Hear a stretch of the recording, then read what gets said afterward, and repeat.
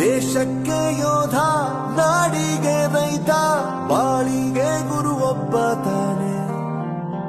ಅಕ್ಷರ ಕಲಿಸೋ, ಅಜ್ಞಾನ ಅಳಿಸೋ, ಅವನೂನು ಅನ್ನದಾತಾನೆ.